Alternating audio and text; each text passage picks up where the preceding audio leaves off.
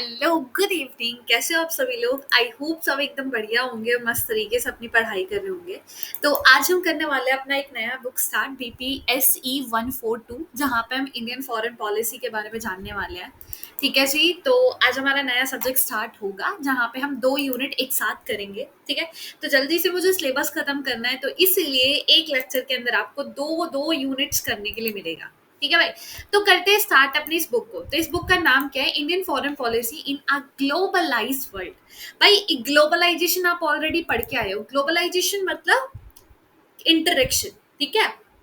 Movement होना goods का, लोगों का, उनके आइडियाज का, उसको हम ग्लोबलाइजेशन बोलते हैं। तो आज का जो वर्ल्ड है ना, वो ग्लोबलाइज है, इंटरकनेक्टेड वर्ल्ड है। तो इस टाइम पे इंडिया का फॉरेन पॉलिसी कैसे है? ठीक है। इंडिया के दूसरी कंट्री के साथ इंटरेक्शन कैसा है, कैसे रिलेशन है इंडिया के दूसरी कंट्री के साथ। बहुत ही मस्त सब्जेक्ट है। मतलब अभी तक तो हम बोरिंग से सब्जेक्ट पढ़ के आ रहे थे। एक नया इंसान आता है, उसके बारे में जानते हैं, उसकी थिंकिंग के बारे में जानते हैं, बाद में उसकी बुराई करके निकल जाते थे। लेकिन अब ऐसा नहीं है। अब एकदम मतलब जीने वाला सब्जेक्ट है। ठीक है। जीता जाता सब्जेक्ट है ये। वो नहीं है कि हाँ थिंकर है ही नहीं, उनके बारे में पढ़ रहे हैं। नहीं भाई, बहुत बढ़िया सब्जेक्ट है।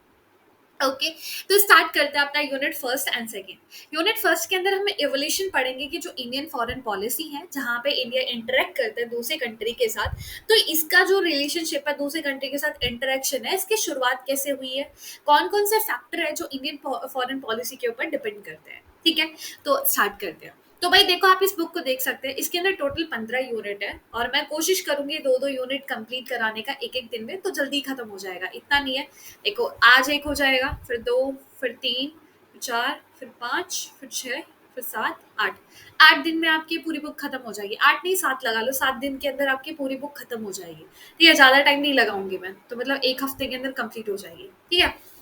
स्टार्ट करते हैं unit first, evolution of the Indian foreign policy. भाई, इंडियन फॉरेन पॉलिसी का एवोल्यूशन कैसे हुआ है, ये जानते हैं। तो इस चैप्टर के अंदर कौन कौन से टॉपिक है? पहले तो जीन समझोगे कि एवोल्यूशन हुआ कैसे है। फिर उसके बाद नेहरूवियन पीरियड की बात करेंगे। नेहरू का आइडिया क्या था? इंडियन फॉरेन पॉलिसी का कोल्ड वॉर कैसी थी, मतलब कोल्ड वॉर के टाइम पे इंडियन फॉरेन पॉलिसी कैसी थी, 1990s में कैसी थी, एनडीए की जब सरकार आती है पहली बार, तो उस टाइम पे कैसी थी, यूपीए मतलब कांग्रेस का जब एक पूरा कोलिशन का ग्रुप बन के आता है, तो उस टाइम पे कैसी थी, और एनडीए 2 के टाइम पे इंडियन फॉरेन पॉलिसी कैसी है। ठीक है। तो स्टार्ट कर दे, पूरा एकदम कहानी की तरह लेके चलेंगे। तो जीनस कैसे हुआ है, इंडियन फॉरेन पॉलिसी का जन्म कैसे हुआ है? तो आप सभी को पता है कि हमको 200 साल तक किसने रूल करके रखा? ब्रिटिश लोगों ने। ठीक है। इंग्लैंड ने क्या करके रखा? हमारे ऊपर रूल करके रखा। तो इंडिया का जो फॉरेन पॉलिसी था, इंटरनेशनल पॉलिटिक्स के अंदर, वहां पे हमेशा ब्रिटिश अपना इंटरेस्ट लेके चलते थे, इंडिया का इंटरेस्ट नहीं चलता था। इंटरनेशनल पॉलिटिक्स में पहले ब्रिटिश अपने इंटरेस्ट को लेकर चलते थे, ना कि इंडिया के। ब्रिटिश ही हमारे इंडिया के लिए डिसीजन बनाया करते थे, बेशक वो हमारे इंडियन वैल्यू को मैच करे या ना करे। लेकिन धीरे धीरे भारत के लीडर आते हैं, जैसे जवाहरलाल नेहरू, वो बोलना स्टार्ट करते हैं वर्ल्ड इश्यूज के ऊपर अपने व्यूज के अकॉर्डिंग। ठीक है। अब इंडिया के अंदर एक बहुत बड़ा इवेंट होता है, सॉरी, इंडिया एक पार्ट बनता है एक बड़े इवेंट का, यूएन चार्टर का। ठीक है। कब? 1945 के अंदर।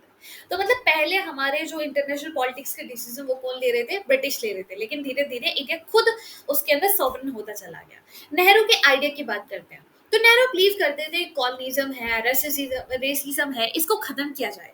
इंडिया किसी भी पावर ब्लॉक का पार्ट ना बने, मतलब ना यूएसएसआर का पार्ट बने, ना यूएसए का पार्ट बने। इंडिया को फ्रेंडशिप रिलेशन बना के रखना चाहिए एशियन नेशन से और अफ्रीकन नेशन से, और एक क्लोज टाई रखना चाहिए चाइना के साथ। ठीक है। नेहरू के जो आइडिया थे वो काफी आइडियलिस्ट थे। कभी कभी ना वो रियलिटी को इग्नोर करते थे। भाई, रियलिटी कुछ होती है और आइडियलिस्ट जिंदगी में तुम जी रहे हो, इस तरीके से लगता था। ओके। आगे देखते हैं। Freedom movement and foreign policy value, ये भी कहीं ना कहीं एक इवोल्यूशन लेकर आते हैं किसके? फॉरेन पॉलिसी का। तो इंडिया की फाइट फ्रीडम को लेकर वो कहीं ना कहीं हमारे वैल्यूज को क्या करती है? बर्थ देती है, जो कि शेप करती है आगे जाके इंडियन फॉरेन पॉलिसी को। अहिंसा, जहाँ पे हम नॉन वायलेंस की बात करते हैं। ट्रुथ एंड रेजिस्टेंस, सत्याग्रह की बात करते हैं। सेल्फ रिलायंस मतलब स्वदेशी, खुद रिलायंस करना, दूसरे के ऊपर निर्भर नहीं रहना। इंडियन लीडर बिलीव करते हैं कि इंडिया की फ्रीडम और दूसरे लोगों को फ्रीडम दिलाना, मतलब एशियन अफ्रीकन नेशन को भी फ्रीडम मिलना चाहिए। वैल्यू इक्वालिटी, जस्टिस, पीस की बात करते हैं। इंडिया कंप्लीटली अपने ब्रिटेन के साथ क्या नहीं करेगा? टाइज कट नहीं करेगा, और इंडिपेंडेंस के बाद भी। ठीक है। इकोनॉमिक और मिलिट्री रीजन के लिए। और कांग्रेस, इंडियन नेशनल कांग्रेस का क्या रोल है फॉरेन पॉलिसी के अंदर, तो जैसे रेलवे कोड वगैरह चले, तो यहाँ पे हमारे अंदर एक फीलिंग आती है अपने नेशन की, आर नेशन की। इंडियन नेशनल कांग्रेस पार्टी ने काफी ग्लोबल इश्यूज के ऊपर बात करी है। फॉर एग्जाम्पल 1920 के अंदर जो गांधी है वो सपोर्ट करते हैं खिलाफत मूवमेंट को। गांधी क्या करते हैं, खिलाफत मूवमेंट को सपोर्ट करते हैं, जो कि टर्की से लिंक था। ठीक है, उसको लिंक करा इंडिया की फाइट से। 1938 के अंदर कांग्रेस सपोर्ट करती है डिसआर्मेंट और वर्ल्ड पीस को। 1948 के अंदर इंडिपेंडेंस के बाद कांग्रेस प्रॉमिस करती है कि वो किसके लिए काम करेंगे, ग्लोबल पीस के लिए, इक्वालिटी के, कॉलोनिज्म को खत्म करेगी। तो ये सब क्या है, यह कहीं ना कहीं हमारी इंडियन फॉरेन पॉलिसी को शेप कर रहे हैं। तो यहीं से हमारी Indian foreign policy evolution start होता है। तो अब चलते हैं नेहरू पीरियड के। तो आप सभी को पता होगा जब भारत आजाद हुआ था, तो उस टाइम पे हमारे पहले प्रधानमंत्री कौन बनते हैं, प्राइम मिनिस्टर। पता नहीं कौन सा डायलॉग था, ये क्या था, आई थिंक कोई टीचर ही पढ़ा रहे थे। तो जब पूछते हैं कि पहले प्राइम मिनिस्टर कौन थे, तो कोई बोलता है महात्मा गांधी। एकदम से मुझे वही आया, हंसी आई, महात्मा गांधी पहले प्राइम मिनिस्टर। बढ़िया है भाई। तो आप भी ऐसे नमूने ना हो, आई थिंक, मैं ही समझती हूँ। तो पहले प्राइम मिनिस्टर कौन थे, जवाहरलाल नेहरू। तो जवाहरलाल नेहरू हमारे भारत के पहले प्रधानमंत्री बनते हैं, और वही क्या करते हैं, फॉरेन अफेयर्स को संभालते हैं। वो बिलीव करते थे पीस के ऊपर, इक्वालिटी के ऊपर, कोऑपरेशन के ऊपर, कि कंट्रीज के बीच में आपस में कोऑपरेट करके चलना चाहिए, पीस बना के रखना चाहिए थे। वो ना यूएसए का पार्ट बनना चाहते थे और ना यूएसएसआर का पार्ट बनना चाह रहे थे। वो उनके अंदर एक आइडिया था नॉन अलाइनमेंट का, मतलब हम किसी के ऊपर भी डिपेंड ना रहेंगे, किसी ब्लॉक का पार्ट नहीं बनेंगे, हम नॉन अलाइन रहेंगे, हम आइसोलेट नहीं रहेंगे लेकिन किसी का साथ नहीं देंगे। ठीक है। नेहरू ट्रस्ट करते थे जो यूनाइटेड नेशन है वो उस प्रॉब्लम को सॉल्व कर सकता है पीसफुली, जैसे कश्मीर इशू है। उन्होंने एक पॉलिसी लेकर आए पंचशील की, किसके साथ, चाइना के साथ, जहां पे वो 5 प्रिंसिपल की बात करते हैं पीसफुल रिलेशन बनाने के लिए चाइना के साथ। लेकिन जब चाइना 1962 में हमारे ऊपर अटैक कर देता है, ये पंचशील भी क्या हो जाता है, फेल हो जाता है। भाई हम इतना प्रॉमिस कर रहे हैं तुम्हारे साथ, बाद में तुम हमारे ऊपर ही अटैक कर रहे हो, तो खत्म तुमसे। नेहरूवियन कंसेंसस गांधी वैल्यू के ऊपर बेस्ड था नेहरू का। वो anti racism, anti imperialism, peace, justice, इन सब की बात करते थे। इंडिया ट्राई करता था कि वो क्या करे, इंडिपेंडेंट रहे वर्ल्ड अफेयर्स में। ठीक है, वो किसी के साइड ना ले। कभी कभी नेहरू के आइडिया को आइडलिस्ट बुलाया जाता था। कुछ लोग बोलते थे ये आइडलिस्ट नहीं है, ये एक स्मार्ट वे है जिससे इंडिया क्या कर सकता है, सेफ रह सकता है और रिस्पेक्टेड रह सकता है। और कहीं ना कहीं ये चीज हेल्प करती है हमको, कहाँ पे, यूएसए की साइड से भी, यूएसएसआर की साइड से भी। हमने किसी भी मिलिट्री कैंप को, मतलब किसी भी एक ग्रुप को ज्वाइन ना करके, हमने दोनों से हेल्प ली है। ठीक है। 1970s में आके चीजें चेंज होने लगी। अब 1970s के आते आते इंदिरा गांधी जी क्या बनती है, नई प्राइम मिनिस्टर बनती है, जो कि जवाहरलाल नेहरू की बेटी थी, आप सभी को पता होगा। ये क्या थी, प्रैक्टिकल थी, ये स्ट्रैटेजिस्ट थी। ये इंडिया उस टाइम पे आके स्ट्रांग बन गया था, कॉन्फिडेंट बन गया था। ये क्या करता है, जो इंदिरा गांधी है वो सोवियत यूनियन के साथ, यूएसएसआर के साथ ट्रीटी साइन करती है। बांग्लादेश क्रिएट हुआ था उस टाइम पे, उसको हेल्प करने के लिए। ठीक है। और कहीं ना कहीं उस टाइम पे हमने न्यूक्लियर वेपन टेस्ट भी कर लिया था। और एंड कर देते सॉफ्ट और आइडियल्स जो भी वे था नेहरू का, उसे यहाँ से खत्म होके अब हमारा रियलिस्टिक फॉरेन पॉलिसी स्टार्ट हो जाती है। ठीक है। तो ये थी नेहरू जी की बातें। आगे चलते हैं, आगे बात करते हैं Indian foreign policy during the cold war. Cold war आप सभी को पता है, बीपीएससी बोल रही, सॉरी, क्लास 12 के अंदर फर्स्ट चैप्टर कोल्ड वॉर आप पढ़ के आए होंगे। वही कोल्ड वॉर जहाँ पे यूएसए और यूएसएसआर आपस में लड़ते रहते हैं, किसको लेकर, मतलब एक कंपटीशन होता है, लड़ते तो रहते नहीं है, कौन पावरफुल है कौन नहीं है। ये एक तरीके से आइडियोलॉजिकल वॉर था, एक कंपटीशन था कि कौन पावरफुल है। आपस में कभी आके युद्ध नहीं करा था उन्होंने, बस एक छोटा सा क्यूबन मिसाइल क्राइसिस हुआ होगा, आपको याद होगा, हुआ होगा, क्या हुआ था बस। ठीक है। जब अब बात करते कोल्ड वॉर के टाइम पे इंडिया क्या है, तो भाई देखो, पहले प्राइम मिनिस्टर कौन बनते हैं, हमारे जवाहरलाल नेहरू। उसके बाद बनते हैं लाल बहादुर शास्त्री। 1964 से लेके 1966 इनका टाइम पीरियड था। तो शास्त्री जी का जो टाइम था बहुत ही छोटा था, बट इम्पैक्टफुल था। ठीक है, इम्पैक्टफुल था, मतलब काफी इम्पैक्ट डालता है। उस टाइम पे हमारा चाइना से वॉर हुआ ही था 1962 में। उस टाइम पे इंडिया वीक होने लगा था, और इस चीज का फायदा उठाता है पाकिस्तान, और वो क्या कर देता है, इंडिया के ऊपर युद्ध स्टार्ट कर देता है। शास्त्री जी चुप नहीं बैठते, शास्त्री बहुत ही स्ट्रॉन्ग लीडरशिप थे। वो हमारी इंडिया की आर्मी को मॉरली और सिक्योरली क्या करते हैं, बूस्ट करते हैं, और बाद में विक्ट्री जीत लेते हैं। फिर उसके बाद तक्षशिला एग्रीमेंट होता है, जो कि फेवरेबल नहीं था इंडिया का, लेकिन फिर भी शास्त्री जी क्या करते हैं, यहाँ पे एक हीरो की तरह बन के आते हैं इस क्राइसिस में। आपको पता है तक्षशिला एग्रीमेंट जो हुआ था, उसके बाद उसी टाइम पे जब, मतलब इस एग्रीमेंट को साइन करके आ रहे थे शास्त्री जी, उनकी डेथ हो जाती है। और आज तक पता भी नहीं चला है कि किस कारणवश उनकी डेथ हुई है, मतलब किसने उनको मारा था, क्या हुआ था, कुछ नहीं पता है। ये एक तरीके का वो लाल बहादुर शास्त्री। फिर उसके बाद चलते हैं, इंदिरा गांधी क्या बनती है, हमारी प्राइम मिनिस्टर बनती है 1966 से लेके 1977। फिर उसके बाद 1980 में दोबारा से प्राइम मिनिस्टर बनती है, 1984 तक रहती है। स्टार्टिंग में हम नॉन अलाइन थे, मतलब किसी का भी पार्ट नहीं थे, लेकिन बाद में हम रियलाइज करते हैं भाई इसके तो अच्छा ही नहीं है, बुराई बुराई है, इसके अंदर कुछ लिमिटेशन दिख रहा है। अब धीरे धीरे टेंशन ग्रो होने लगती है। कैसे? पाकिस्तान और यूएसए को लेकर। अब इंडिया का जो मतलब एक रिलेशन बन रहा है किसका, पाकिस्तान का यूएसए की तरफ। तो इंडिया ने भी क्या करा, अपनी फॉरेन पॉलिसी किसके तरफ ले गए, सोवियत यूनियन की तरफ ले गए।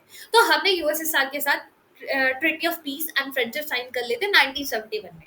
इंदिरा गांधी जी अब नॉन न्यूक्लियर जो नेशन हमने स्टैंड ले रखा था उसको एंड करते 1974 में पोखरान न्यूक्लियर टेस्ट कर लेती है, जहां पे हमारी स्ट्रेंथ को दर्शाता है। आफ्टर 1971 के अंदर इंडिया पाकिस्तान वॉर होता है, जहां पे वो शिमला एग्रीमेंट साइन करती है पाकिस्तान के साथ, और कश्मीर इशू को हटा लेती है कहां पे, यूएन के अंदर से। ठीक है। फिर उसके बाद मोरारजी देसाई और चरण सिंह प्राइम मिनिस्टर बनते हैं। जनता पार्टी फिर जीतती है कब, 1977 के अंदर, जहां पे हमको कुछ इतना इवेंटफुल नहीं दिखता है फॉरेन पॉलिसी के अंदर, और ना ही ये लेकिन ये अपोज करते थे सोवियत को। देसाई की जो सरकार थी उसने कुछ चेंज इतना नहीं करा था, ना ही चरण सिंह की सरकार ने कुछ किया था। तो हम ये बोल नहीं सकते कि उन्होंने कुछ किया है, हाँ नहीं किया है उन्होंने। सोवियत इन्वेशन जब अफगानिस्तान में हुआ था तो तब भी वो कुछ नहीं बोले थे, तो मतलब उनका कुछ इतना इम्पैक्टफुल हमको नहीं दिखता है। फिर 1984 के अंदर राजीव गांधी जी आते हैं, उनकी सरकार आती है। राजीव गांधी जी इंट्रोड्यूस करते हैं active approach, interventionist approach foreign policy के अंदर। इन्होंने फोकस करा एथिक पीस एग्रीमेंट के ऊपर इंडिया के साथ। वो ट्राई करना चाहते थे कि वो पीस लेकर आए श्रीलंका के अंदर, और उन्होंने इसलिए इंडियन पीस कीपिंग फोर्स भी भेजे कहाँ पे, श्रीलंका के अंदर। श्रीलंका के साथ पीस अकॉर्ड साइन करा, लेकिन सब फेल हो गया, सब फेल हो गया। ठीक है, उसके गोल भी वो अचीव नहीं कर पाए। काफी सोल्जर हमारे वहां पे डेथ हो गई, और कहीं ना कहीं जो राजीव गांधी की रेपुटेशन थी फॉरेन पॉलिसी के अंदर वो भी डैमेज हो गई। और आपको पता है इस एलटीटी ग्रुप की वजह से हमारे राजीव गांधी को भी हम खो देते हैं। ठीक है। Indian foreign policy during the 1990s। 1990s में इंडियन फॉरेन पॉलिसी कैसी थी? तो 1990s में, जो कि एक बहुत बड़ा डिकेड माना जाता है, क्यों? क्योंकि इस टाइम पे बहुत बड़े ग्लोबल इवेंट होते हैं। कैसे? End of the Soviet union. भाई इतने टाइम से 1945 से, मतलब सेकंड वर्ल्ड वॉर के खत्म होने के बाद जो कोल्ड वॉर चल रहा था यूएसए और यूएसएसआर के बीच में, अब यूएसएसआर टूट चुका है। रशिया प्लस 15 कंट्री का जो ग्रुप था अब वो टूट चुका है, ब्लास्ट हो चुका है, वो डिसइंटीग्रेट हो चुका है। अब रशिया एक कंट्री बचा है। तो सोवियत यूनियन खत्म हो चुका था 1991 में। अब इंडिया लॉस्ट मतलब अपने क्लोज अली को, जो इसका एक फ्रेंड था, जहां पे हम यूएसएसआर के साथ 1971 में एक फ्रेंडशिप ट्रीटी साइन करके आए थे, वो भाई टूट चुके हैं। ठीक है, वो ब्रेक डाउन हो चुका है। तो यहाँ पे अब चैलेंज बनना स्टार्ट होता है। अब इंडिया सोवियत यूनियन के ऊपर रिलाई था। ठीक है, इंडिया सोवियत यूनियन के ऊपर रिलाई था सिक्योरिटी को लेकर। अब धीरे धीरे हम क्या करते हैं, यूएसए की तरफ चलना स्टार्ट करते हैं। यूएसए प्रेशराइज करते हैं इंडिया को न्यूक्लियर प्रोग्राम के लिए, लेकिन इंडिया ने प्रॉपरली, हम उसके ऊपर डिपेंड नहीं हुए। इकोनॉमिक क्राइसिस भी आता है, बहुत चेंज भी आता है। 1991 में इंडिया फेस करते हैं इकोनॉमिक क्राइसिस। हमारे पास पैसा नहीं बचा था इंपोर्ट के लिए, बहुत ही ज्यादा ठप इकोनॉमी चली गई थी हमारी। तो इसको फिक्स करने के लिए नरसिम्हा की सरकार आती है, मतलब उस टाइम पे सरकार थी इनकी। तो ये इकोनॉमिक रिफॉर्म लेकर आते हैं। यहाँ पे हम अभी अपनी इकोनॉमी को ओपन करते हैं, अलो करते हैं कि बाहर से ट्रेड होगा, हम भी ट्रेड करेंगे, इंपोर्ट एक्सपोर्ट होगा, टैरिफ्स को कम किया जाएगा। तो इंडिया स्टार्ट करता है ईस्ट एशिया पॉलिसी, जहां पे हम लुक ईस्ट एशिया पॉलिसी के थ्रू अपनी इकोनॉमी को ग्रो करते हैं। ठीक है। यूएसए का pressure, global relation. USA push करता है इंडिया को कि वो अपनी मार्केट को ओपन करे अमेरिकन बिजनेस के लिए, और कहीं ना कहीं न्यूक्लियर प्लान्स को लिमिट करे। ठीक है। डिस्पाइट इस प्रेशर के बाद इंडिया स्टार्ट करता है यूएसए के साथ कोऑपरेट करना ग्लोबल ट्रीटीज में, जैसे सीटीबीटी। ठीक है। कॉलिशन सरकार आती है, जहां पे हमारी कंटिन्यूटी दिखती है हमको पॉलिसी के अंदर। अब क्या होता है, 90s के आते आते अब सरकार के अंदर इतना वो नहीं दिखा था कि कोई ऐसी सरकार बन रही है जो इसके ऊपर हाई मेजोरिटी के अंदर है। नहीं, अब कोई मेजोरिटी नहीं बची थी सरकार के अंदर। अब छोटी छोटी पार्टी आके गठबंधन कर रही है, फिर सरकार बना रही है। पहले देख रहे हैं कि कांग्रेस ही अपनी सरकार बना रही है, कांग्रेस एरा भी हम उसको बोलते हैं। लेकिन अब धीरे धीरे हमको कोई मेजोरिटी के अंदर कोई पार्टी आती नहीं दिख रही है, तो इसलिए पार्टी अब गठबंधन कर रही है, सरकार बना रही है। तो इसी को गठबंधन की सरकार को हम कोलिशन गवर्नमेंट भी बोलते हैं, मतलब इनस्टेबल लीडरशिप है। यहाँ पे कुछ चेंज तो नहीं दिखेगा हमको फॉरेन पॉलिसी के अंदर, लेकिन गवर्नमेंट चेंज होती रही, लेकिन जो कोर प्रिंसिपल था हमारा वही रहा है। गुजरात डॉक्ट्राइन, ये इंपॉर्टेंट है। 1997 के अंदर आई के गुजराल हमारे प्राइम मिनिस्टर बनते हैं, वो इंट्रोड्यूस करते हैं गुजराल डॉक्ट्राइन को, जहाँ पे फोकस करते हैं गुड रिलेशन की बात करते हैं किसके साथ, हमारे पड़ोसी देशों के साथ। ये इनका जो मेन आइडिया था वो हेल्प करता है इंडिया के नेबर्स को, एक्सेप्ट मतलब हम उनसे कोई ऐसा नहीं मानते कि हम उनकी हेल्प करेंगे तो उसके बदले में हमको ये मिलेगा, नहीं, बस हम मदद करेंगे। पाकिस्तान को छोड़ के हम पाकिस्तान के ऊपर ये आइडिया अप्लाई नहीं करेंगे। इस डॉक्ट्राइन के 5 की आइडिया है। पहले तो हम अपने नेबर की, हमारे पड़ोसी की क्या करेंगे, हेल्प करेंगे बिना उनसे रिटर्न माने हुए। हाँ, जैसे होता है ना कि अपना भाई पड़ोसी लोग आए चावल मांगने के लिए कि भाई चावल दे दो, हाँ चावल दे दे, पर आप चीनी दे देना हमको, कल हमारे घर पे चीनी खत्म हो गया तो आप चीनी दे देना। तो ऐसे हम अपने पड़ोसी की हेल्प नहीं करेंगे कि हाँ तुमको चावल दे रहे तुम उसके बदले हमको चीनी दे दो, नहीं, कुछ रिटर्न में मांगे बिना उनकी हेल्प करेंगे। और श्योर करेंगे जो कंट्री उसका लैंड है उसको कभी भी अगेंस्ट यूज ना करे दूसरी कंट्री के, मतलब अपनी कंट्री के लैंड को यूज ना करे दूसरी कंट्री के अगेंस्ट। किसी भी कंट्री के इंटरनल इशू के ऊपर भाई इंटरफेयर ना करो, किसी के घरेलू मामले में क्यों पड़ना है रे तुमको, रिस्पेक्ट करो एक दूसरे के लैंड की और उनकी इंडिपेंडेंस की, प्रॉब्लम को सॉल्व करो पीसफुली, लड़ाई झगड़े करने की कोई जरूरत नहीं है। आई के डॉक्ट्राइन, गुजराल का डॉक्ट्राइन था। ठीक है, आगे चलते हैं। इंडियन फॉरेन पॉलिसी, एनडीए की सरकार बनती है पहली बार, तो उस टाइम पे इंडियन फॉरेन पॉलिसी कैसी थी, तो बिहारी वाजपेयी की सरकार बनती है, उस टाइम पे फॉरेन पॉलिसी कैसी थी, वो न्यूक्लियर टेस्ट करते हैं, इंडियन न्यूक्लियर टेस्ट करता है पोखरान के अंदर, जहाँ पे इंडिया एक न्यूक्लियर पावर बनता है। ये यहाँ पे हम प्रॉमिस करते हैं कि पहले हम कभी भी यूज नहीं करेंगे और हम अपनी सेफ्टी के लिए कम से कम वेपन रखेंगे। बेटर टाइज बनाने की कोशिश करते हैं यूएसए के साथ, जो यूएसए के प्रेसिडेंट है वो आते हैं इंडिया के अंदर 2000 के अंदर, और 9/11 वाला जो अटैक हुआ था यूएसए के ऊपर, वहां पे यूएसए स्टैंड लेता है टेररिज्म के अगेंस्ट, तो वहां पे भी इंडिया उसको सपोर्ट करता है। स्ट्रेटेजिक टॉक वगैरह स्टार्ट करते हैं न्यूक्लियर फेज स्टेट के ऊपर, किसके साथ, यूएसए के साथ। Relation with Pakistan, Bhajpa try कर रहा है कि हाँ ठीक है यार पाकिस्तान के साथ अच्छा रिलेशन बनाते हैं, बस टू लाहौर, आगरा समिट, ये सारे प्रोग्राम स्टार्ट करते हैं। बट कारगिल वॉर के बाद हमारे सारे जो ख्वाब थे वो खत्म हो जाते हैं। पार्लियामेंट अटैक जो कि 2001 के अंदर हुआ था, उससे हमारे रिलेशन और भी बदतर से बदतर हो जाते हैं। यहाँ पे हम उनके साथ बातचीत करना बंद कर देते हैं और कहीं ना कहीं हम पुश करते हैं भाई शांति तो रखो, सिक्योरिटी तो रखो, हाँ तुमसे बात करना तो बेकार है लेकिन शांति वगैरह तो अपने देश के लिए तो बना के रखनी पड़ेगी। ठीक है, आगे चलते हैं। Indian foreign policy during the UPA, अब आती है कांग्रेस की सरकार यूपीए की। ठीक है, अब फॉरेन पॉलिसी कैसी थी मनमोहन सरकार की, मतलब जो मनमोहन जी हमारे प्राइम मिनिस्टर थे तो उस टाइम पे कैसे थे, ये फोकस करते हैं इकोनॉमी के ऊपर, ये सिक्योरिटी से कहाँ पे लेकर आते हैं, इकोनॉमिक गोल्स के ऊपर अपना शिफ्ट कर लेते हैं। ठीक है, प्रमोट करते हैं ट्रेड को, ग्लोबल पार्टनरशिप को, अपने ट्राई बूस्ट करने की कोशिश करते हैं ईस्ट एशियन नेशन से, जहाँ पे हम लोग की इस पॉलिसी को लेकर आते हैं। ब्रिक ज्वाइन करते हैं, ब्रिक आपको पता है Brazil, Russia, China, south Asia का क्या था, ग्रुप था। इंडिया एंड यूएसए का रिलेशन की बात करते हैं, मतलब इंडिया का यूएसए के साथ रिलेशन अच्छे बनाने की कोशिश करते हैं, जहाँ पे एक डील होती है 2005 के अंदर। यहाँ पे लोग क्या चाहता है कि जो इंडिया वो असेस करेगा न्यूक्लियर टेक्नोलॉजिकल ग्लोबली, और कहीं ना कहीं स्ट्रॉन्ग मिलिट्री और टीच कॉपरेशन की बात करते हैं एनएसएसपी के अकॉर्डिंग। ठीक है, फिर उसके बाद इंडिया एंड पाकिस्तान रिलेशन, जहाँ पे बहुत सारे पीस एफर्ट होते हैं, कोऑर्डिनेट्स बिल्डिंग मेजर लिए जाते हैं। फिर उसके बाद state and bus service start होती है क्रॉस बॉर्डर, और टेरर अटैक जो कि आपको पता है 16/11 वाला अटैक। उसके बाद हम शांति की बहुत कोशिश करते हैं कि शांति बना के रखे, लेकिन वही है पाकिस्तान जैसा उसको कोई नहीं बदल सकता। और इंडिया और चाइना के रिलेशन कैसा था, ट्रेड डिप्लोमेटिक से इस टाइम पे नथुला पास वो ओपन कर दिया जाता है। ठीक है, हम कंटिन्यू ट्रेड रखते हैं चाइना के साथ, नथुला पास को ओपन कर देते हैं और उनसे बात करना स्टार्ट करते हैं मिलिट्री कोऑपरेशन पे, एनर्जी सिक्योरिटी के ऊपर। इंडिया रशिया रिलेशन काफी कंटिन्यू रखते हैं, रशिया के साथ तो हमारा रिलेशन हमेशा से ही अच्छा है। ग्लोबल रिफॉर्म लेकर आने की कोशिश करते हैं और ब्रिक के साथ ही हम चलते हैं। ठीक है भाई, अब बात चलते हैं जो आज की करंट गवर्नमेंट है उसमें कैसे है। तो एनडीए 2 मोदी की सरकार, यहाँ पे हमारा ग्लोबल एंगेजमेंट एक्टिव होता है। हमारे गांधी जी मोदी, सॉरी नरेंद्र मोदी जी विजिट करते हैं बहुत सारी कंट्री, इतने प्राइम मिनिस्टर अब तक के जो प्राइम मिनिस्टर रहे हैं वो भी विजिट नहीं करे। ये प्रमोट करते हैं इंडिया की ग्लोबल इमेज बनाने की कोशिश करते हैं और बिल्ड करते हैं इंडिया को इंटरनेशनल टाइज में। ठीक है, स्ट्रॉन्गर रेपुटेशन बनाना चाहते हैं, इंडिया की रिस्पेक्ट विजिबिलिटी इंक्रीज करते हैं ग्लोबली। ठीक है भाई, एक ग्लोबल प्लेयर की तरह इंडिया को दर्शाना चाहते हैं। ये जितनी भी बड़ी बड़ी पावर, जापान, यूएसए, चाइना, इनके साथ रिलेशन अच्छा बनाने की कोशिश करते हैं। फोकस करते हैं अपने नेबर्स के साथ, जो हमारे पड़ोसी देश है उनके साथ हमारा कनेक्शन अच्छा रहे। ठीक है, देन उसके बाद सॉफ्ट पावर का यूज करते हैं, जैसे कल्चर, योगा, जहाँ पे डिप्लोमेसी, जिससे लोग कनेक्ट कर पाए हमको वर्ल्ड वाली। ठीक है, डायस्पोरा इंडिया एंगेज करते हैं, इंडियन डायस्पोरा, जहाँ पे हम इंटरनेशनल सपोर्ट बिल्ड कर सके इंडिया के लिए।